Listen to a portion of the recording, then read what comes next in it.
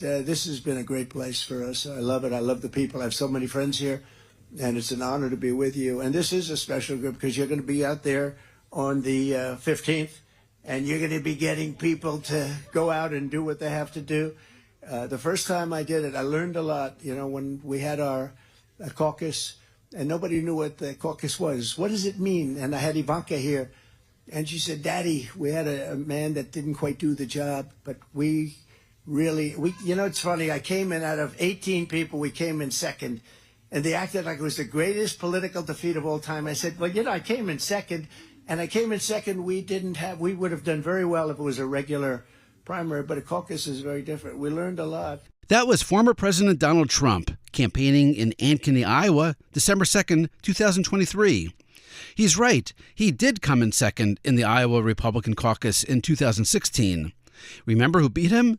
If you don't, keep listening to this episode of C-SPAN's The Weekly, because the rest of the people you'll hear in this podcast are winners, presidential candidates who finished first in the Iowa Republican caucuses. And given Iowa's poor track record of predicting who ends up with a nomination, let alone the presidency, these are winning candidates whose campaigns you may not remember.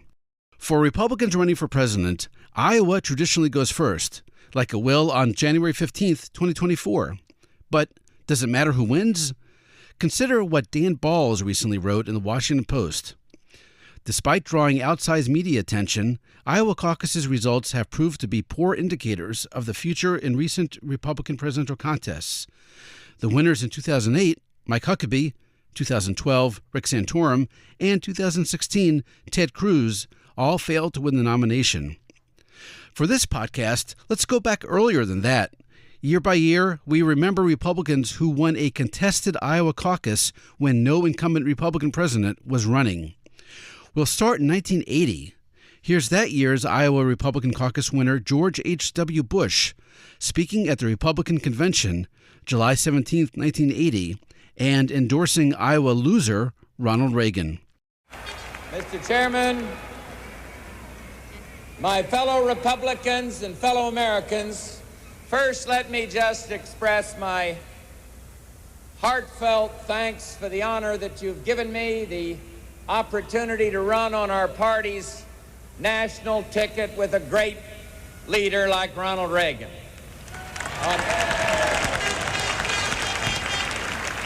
On behalf of Barbara, the rest of the Bush family, all I can say is that we're overwhelmed and grateful for your expression of confidence. With a deep sense of commitment, I accept your nomination to serve as our party's candidate for vice president on a ticket headed by the leader of our party and the next president of the United States, Ronald Reagan. I accept. Legendary Washington Post reporter Luke Cannon wrote on June 1, 1980, as Ronald Reagan sees it, the seeds of his victory in the Republican presidential contest were sown in the dark hours of defeat after the Iowa precinct caucuses last January 21st. The shock of losing was so great that Iowa became the key to victory. The next competitive Republican caucus in Iowa was 1988. Here's Bob Dole from a January 27, 1988 speech in Ankeny, Iowa. And I can't get elected unless I get nominated. And I can't get nominated unless you go to the caucuses. And if I get lucky, or not lucky, it's not luck, if I'm fortunate enough to win the caucuses, if I do well in this state, I want to get on the plane that night headed for New Hampshire, and I want to think to myself, I did it because they believed and they concluded that Bob Dole was one of us. That's what it's all about. You got to have some reason to identify with a candidate. And if you agree that Bob Dole is one of us, then I'm going to win. And if I win in Iowa, I'm going to be hard to stop in the next place, maybe. But I don't want to raise expectations. It's still very close here. It's a very tight race. So I'm going to keep on working and keep on working. And if I can't close the sale with you, I'm going to ask Elizabeth to talk to you. and we make house calls, and we do windows. We do all those things necessary to make certain you understand that we are serious about it. Bob Dole won Iowa in 1988. In fact, the largest margin of victory in the history of Iowa's Republican caucus was Bob Dole's 12-point win in 1988. Pat Robertson came in second, but George H.W. Bush, who finished third with half the votes that Dole got, won the nomination and then won the presidency. Bob Dole also won the next competitive Iowa Republican caucus, 1996, back-to-back Iowa victories. He noted that in his Iowa victory speech on February 13, 1996. Let me thank everybody on the stage up here, but more importantly, just say thank you, Iowa. This twice in a row. We withstood a barrage of millions and millions and millions of dollars worth of negative advertising and came out on top. Bob Dole got the Republican nomination in 1996, but lost the general election to President Bill Clinton. The next competitive Republican caucus in Iowa is the only time the Iowa winner got the nomination and won the presidency. Here's George W. Bush campaigning in Cedar Rapids, January 22, 2000. It's time for people to vote here in Iowa in less than 2 days. The people of this great state are going to start the process to determine who is going to be the nominee of the Republican Party. It's the process that I like to say is the beginning of the end of the Clinton era in Washington, D.C.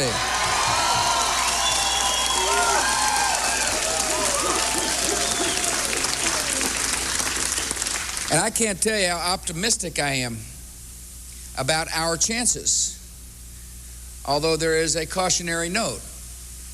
Somebody came up to me and said, gosh, you look great in the polls. I said, well, I appreciate you saying that. He said, you don't need my help. I said, well, that's not exactly the way it works. The only poll that matters is when the people go to their caucuses. And so what I'm really here to do is to urge you to exercise your duty and your responsibilities as a citizen to go to your caucus on Monday night.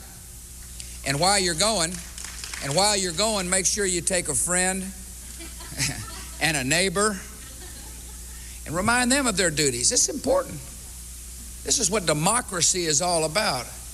And so I want to thank you for what you have done thus far for my campaign, and I want to thank you for what you're going to do.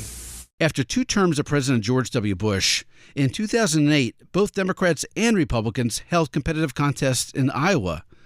Barack Obama famously won for the Democrats. And who won Iowa for Republicans? It wasn't the eventual nominee, John McCain. He came in fourth. It was Arkansas Governor Mike Huckabee.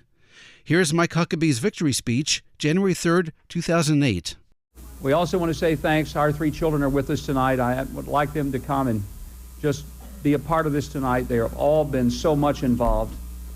Our oldest son, John Mark, our son, David, his wife, Lauren, our daughter, Sarah, who has literally lived in Iowa for the past 2.5 months. And I told her if she stayed much longer, she'll have to get her an Iowa driver's license and probably start paying even more taxes up here. But and I say thanks to all of them for joining with us in this effort, because a family goes through it, not just the candidate. But tonight it's a celebration for everybody on our team, so many of you who have traveled from all across America to be here. I'm amazed, but I'm encouraged. Because tonight what we have seen is a new day in American politics. A new day is needed in American politics, just like a new day is needed in American government. And tonight, it starts here in Iowa, but it doesn't end here. It goes all the way through the other states and ends at 1600 Pennsylvania Avenue 1 year from now. Yes, you heard Mike Huckabee mention his daughter, Sarah. Mike Huckabee didn't make it to 1600 Pennsylvania Avenue as president, but Sarah did, as President Trump's press secretary. And now, like her dad was, Sarah Huckabee Sanders is governor of Arkansas. In 2012, Mitt Romney won the Republican presidential nomination, but he didn't win Iowa, although he came in a close second. Who was the Iowa winner? From January 3rd, 2012, here's former Pennsylvania Senator Rick Santorum. I want to close by thanking all of you. This has been an incredible journey. 99 counties, 381 town hall meetings, 36 pizza ranches. And you'll notice I'm not buttoning my coat for a reason.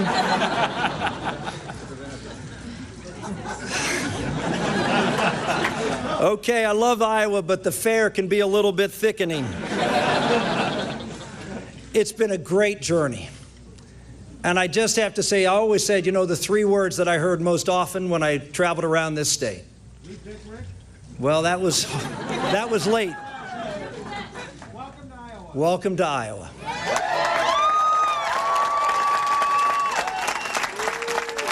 Which brings us to the most recent Republican contest in Iowa, 2016.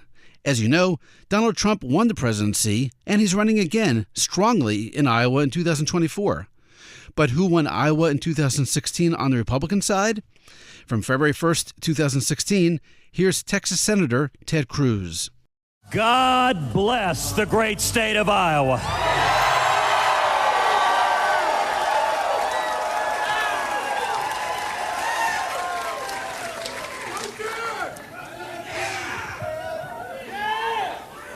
Let me first of all say, to God be the glory.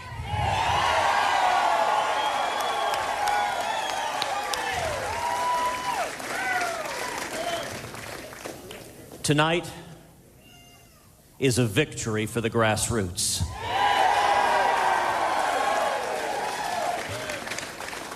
Tonight is a victory for courageous conservatives across Iowa and all across this great nation.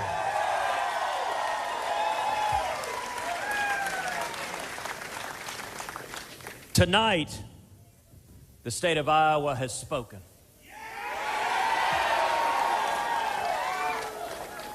Iowa has sent notice that the Republican nominee and the next president of the United States will not be chosen by the media. And now, a historical footnote. Just before the 2020 Iowa Democratic Caucus, which was won by Pete Buttigieg, with Joe Biden coming in fourth, the Des Moines Register noted this. While a win in Iowa can spring candidates into the spotlight, the caucuses don't necessarily forecast the rest of the race. Since the caucuses began in 1972, there have been 18 caucus winners between the two parties, 10 Democrats and 8 Republicans. Over half of those winners went on to secure their party's nomination in that cycle, but only 3 would be elected president. And now, a bonus clip.